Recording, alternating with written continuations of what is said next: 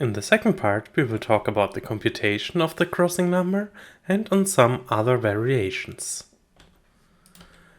Unfortunately, computing the crossing number is not so surprisingly NP-hard, which is part of the famous book by Rectilinear and Johnson from 1983. But what is surprising is that it is NP-hard even if the input graph is just a planar graph plus a single edge. So while for planar graphs it's trivial, adding just a single edge already makes it NP-hard.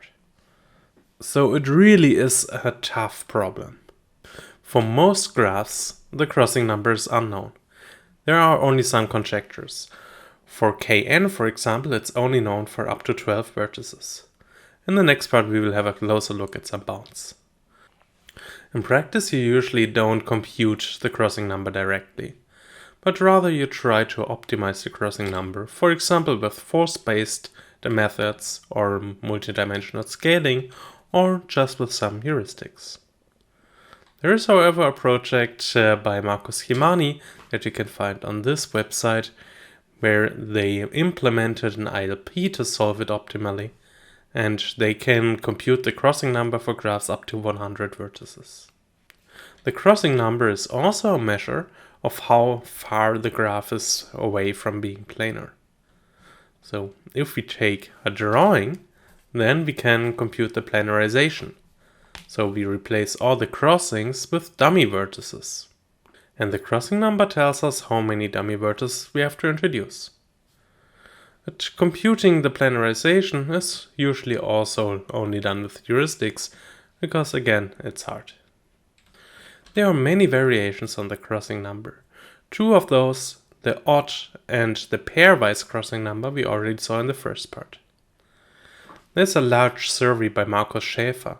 There he shows all those different types of crossing numbers with precise definitions and results.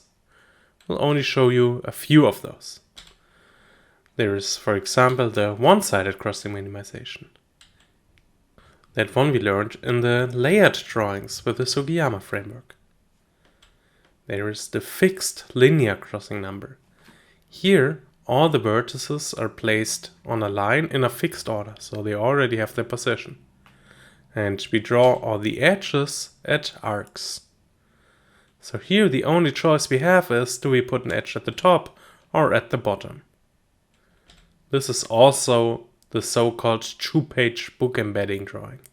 So we have vertices on a spine and we can have them on two sides. This can also be generalized to k-page book embedding, where you have more than two sides. There you can imagine that you go into 3D and you have the vertices on the spine of the book and you have the edges on some pages of the book. So we can only have crossings with edges on the same page. Instead of restricting the drawing style, we can also use different ways to count the crossings.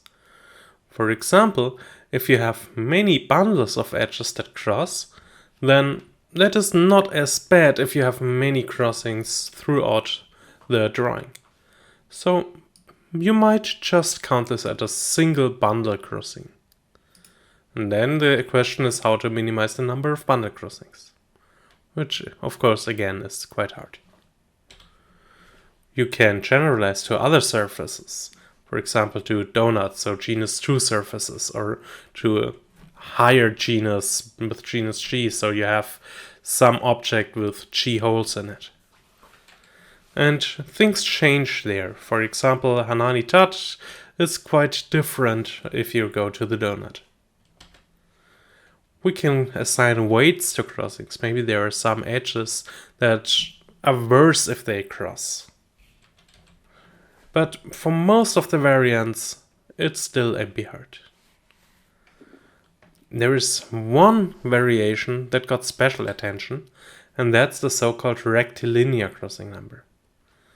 The rectilinear crossing number is the smallest number of crossings in a straight line drawing of G.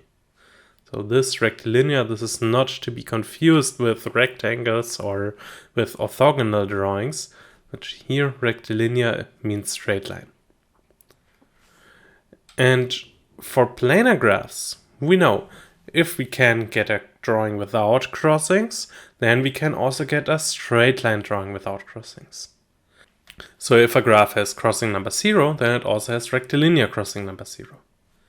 But in general, this is not the case. For example, for the K8, we can draw it with 18 crossings, but straight line we require at least 19. But not only that, we can even go higher. So Bienstock and Dean could show that for every k at least 4, there is some graph where the crossing number is 4 and the rectilinear crossing number is at least k. So you can have an arbitrarily large gap between these numbers. And those construction I will briefly show you here. We take this graph G1 and we see here in this drawing we have exactly 4 crossings. So this is crossing number 4. But now they can show that if we have a straight line drawing of this graph, then we must have at least one of those 2 types of crossings. So we must have 2 green edges that cross, or a green and a black edge that cross. This stuff that we put around here, that we cannot do in a straight line drawing. So those edges have to go somewhere through the middle and then they cross the green, unless we draw the green part non-planar. And now to get to this bound, we just take all the green edges and we replace them by k parallel paths of length 2. And now if we have a black-green crossing, then here it becomes k crossings. If we have a green-green crossing, then here it even becomes k squared crossings. So then the rectilinear crossing number of gk is at least k, while the crossing number itself stays 4 because just replacing stuff here by paths doesn't change the number of crossings here. It is still 4.